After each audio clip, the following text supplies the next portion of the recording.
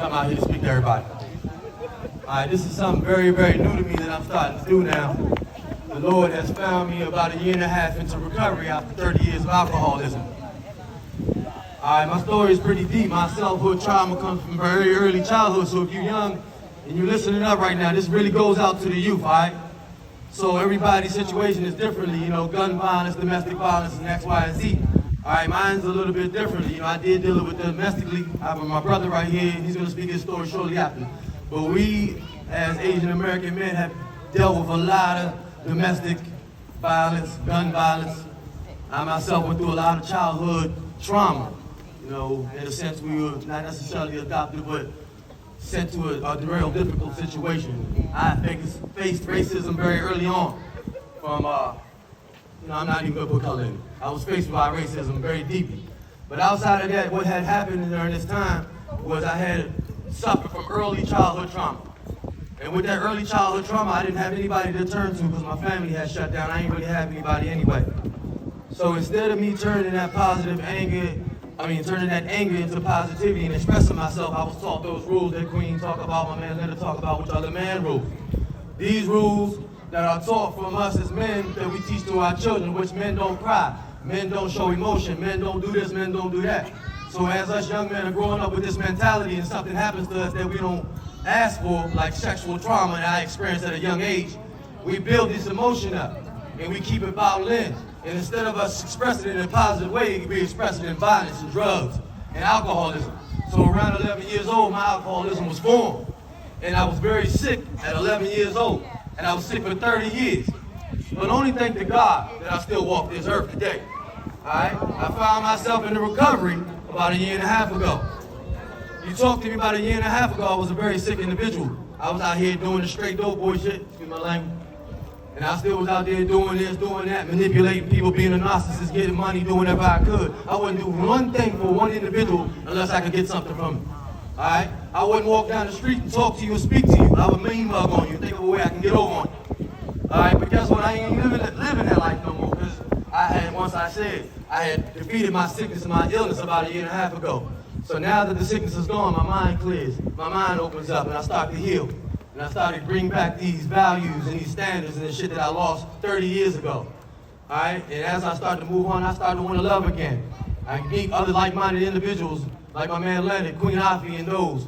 And we come together and we try to support, and I understand exactly what they're saying. That us together as a whole in unity, we can't combine, no matter race, color, religion, creed, whatever. No matter what it is, we all the same people, we all come from the same source. Alright? So outside of that, I just want to really briefly bring up to real quick. Coming up with this BS movement, which is breaking the silence. Alright, I want any young child that's out here that had anything unfortunate happen to them that they did not ask for, to don't worry about it, because people like myself and Leonard and other brothers and other people out here that have been through it, and through our life experiences, and through our real life trauma, we can tell you how you can defeat that early at the table, like Queen say, because if you don't defeat it early, it will grow into your adulthood. So here I am at 42 years old, learning how to love again. I got 3 baby mamas, I've been divorced probably going on 2 times, and I don't even know what love is. Because I only know 2 things, and the 2 women that I was supposed to love and love me back were not there. So since I wasn't there, I formed this love and hate relationship with women, and I turned them into objects. Now this is my own thing that I deal with and I suffer with, and I know this about myself. So as a young kid, if I had said something about what happened to me, about older women touching me, or some shit that happened, excuse my language, that had happened to me, and I talked to somebody about it, maybe I wouldn't be here at 42 years old trying to figure out how to love again, because I damn sure don't. But I'm going to erase all that pain with something positive, because I got something good with that. Myself and other like-minded individuals have came together. We forming community resources. A lot of us are bringing resources out here. We need to raise awareness about it, because we are out here. You need to reach out and touch, because we are moving. Just yesterday, I was in New Jersey in O Street, and I fed 100 homeless people. I never thought in my life that I'd ever give back to the community like that. But yes, I did. You check my IG, GaryGKaliHynson. You go on there, the footage is there. Like-minded individuals is there. And we out there. We being the people that can when the people say they can't. Alright, I'm trying to bring people together as a whole in unity, push forward to help the homeless, end gun violence, end domestic violence, unsexual trauma. Tell our people and our young kids, man, we need to speak about it in a positive way. Let's dance, like Baby said. Let's dance.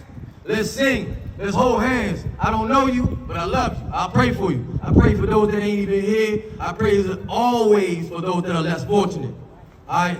Last thing, I should have said this off the rip, but I want to say thank you to Queen Afi for giving my opportunity to speak. All right. Also, I want to say on top of that, first and foremost, I'd like to thank my higher power for another day of life and another day to make change. All right. So as long as I got a breath in my body and I can think about left and right and up and down, then I'm gonna think about moving forward in a positive direction. All right. This is what I've always been telling everybody, that there is a positive that can come out of negative things. All right. My life story is full of pain and suffering, but at the same time, as I'm going on with the pain and suffering, I'm having a success going on because God Almighty sees to it. All right, I put my faith in His hand when I had nothing else. Nobody, lost at 11 years old with no family, turned to the streets of drugs and violence, got out there and started banging and getting that money, real paper. You know what I'm saying? Who made $1,000 at 11 on the corner? Let's talk about it. All right, so look, this is the type of stuff that I know about. This is the shit that I know, and I can talk to you, youth, and your youngest. And my little son out there, little Ren, little Saint, my older son, Drace, that's grown, if y'all listening can see this, man, your father here, he made a change. So when I'm dead and gone, you'll have the mentality that dad, you remember that day that dad changed his life? You remember dad gave himself back to God? You remember dad started serving the homeless? So guess what? We gonna do the same thing. Because dad is dead and gone, that's what he would want us to do. I'm gonna introduce somebody powerful right here, man. This is part of my story. 28 years of incarceration, man. All right, right here in PG County, I ain't got much to say, but I'm gonna pass the mic to my brother, man. This is Warren Henson right here, man. That's your brother right now. Okay. Pass that mic back to me. All right, Queen Afi, look, I gotta go, because I'm about to turn up out here, man. You ready? I swear he about to turn up. Y'all give it up for King Kali, man. He do not play. We got my sister Mignon gonna come up and talk to us for a minute. Look, he got that fire. Get it on, bro. Go ahead now. I thought I had that fire. You got that fire. We could be fired now all night. But ain't nobody gonna make it home. It's Sunday. Let's go.